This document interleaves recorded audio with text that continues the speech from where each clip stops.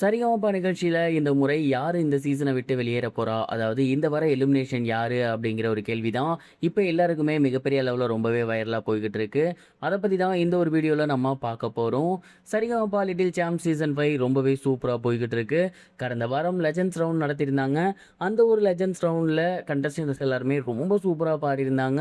And என்னதான் சூப்பரா பாடிக்கிட்டு இருந்தாலும், இன்னொரு புறம் எல்லாருக்கும் இன்னொரு வருத்தம் இருந்துச்சு. அதாவது இந்த வாரம் கண்டிப்பா எலிமினேஷன் அப்படிங்கிறது இருக்கும். ஏன்னா அதற்கு முந்தைய வாரங்கள்ல எலிமினேஷன் அப்படிங்கிறது வைக்கல. ஸோ இந்த வாரம் யாரு வெளியேற போறா? அப்படிங்கிற ஒரு கேள்வி தான் எல்லாருக்குமே இருந்துச்சு. இந்த ஒரு ஷோ ஸ்டார்ட் ஆகும்போதே நிறைய குழந்தைகளோட ஸ்டார்ட் ஆகியிருந்துச்சு. இது எல்லாருக்குமே மிகப்பெரிய ஒரு ஷாக்கிங் ஏற்படுத்தி இருந்துச்சு. அது எப்படி இந்த முறை இவ்வளோ பேர் எடுக்கிறாங்க? அப்போ எலிமினேஷன்லாம் டபுள் எலிமினேஷனா அதிகமா இருக்குமா? அப்படிங்கிற மாரி அண்ட் அந்த மாரி தான் இருக்கும்னு நம்ம எல்லாருமே நினைச்சிருந்தோம்.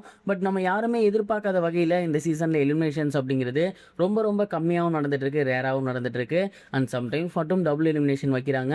அந்த வகையில இந்த வாரம் கண்டிப்பா டபுள் எலிமினேஷன் இருக்கும் அப்படிங்கிற மாதிரி தான் நம்ம எல்லாருமே நினைச்சுக்கிட்டு இருந்தோம். ஆனா நம்ம நினைச்சதுக்கு மாறாதான் அங்க ஒரு சில விஷயங்கள் நடந்திருக்கு.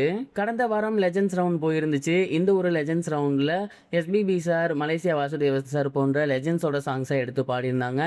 அது மட்டும் இல்லாம முழுக்க முழுக்க அந்த ஷோ அப்படிங்கிறது ரொம்ப ஒரு எமோஷனலாகவும் நம்மள ஒரு ஹாப்பினஸ் மூட்லையும் வச்சிருக்க மாதிரியான ஒரு ரோலர் கோஸ்டர் ரவுண்டாக தான் இருந்துச்சு. அண்ட் இந்த மாதிரியான ஒரு ரவுண்டில் கண்டிப்பாக எலிமினேஷன் அப்படிங்கிறது வச்சா அது ரொம்பவே சங்கட்டமாக இருக்கும் அப்படிங்கிறத டீம் வந்து புரிஞ்சுக்கிட்டு இருந்திருக்காங்க. அதனால டீம் வந்து என்ன முடிவு எடுத்திருக்காங்க அப்படின்னா, இந்த வாரம் எலிமினேஷன் வைக்க வேணாம் அப்படிங்கிற மாதிரி முடிவு எடுத்திருக்காங்க. இதனால கடந்த வாரம், அதாவது போன வாரம் வந்து எலிமினேஷன் இல்லாமல் இருந்திருக்கு. ஒரு புறம் எலிமினேஷன் இல்லாமல் இருக்குது அப்படிங்கிறது உண்மையிலேயே மிகப்பெரிய ஒரு டஃப்பான சுச்சுவேஷனுக்கு கொண்டு போக அதிக வாய்ப்புகள் இருக்கு. நிறைய பேர் இருக்காங்க, நல்லா பாடுறவங்க இருக்காங்க.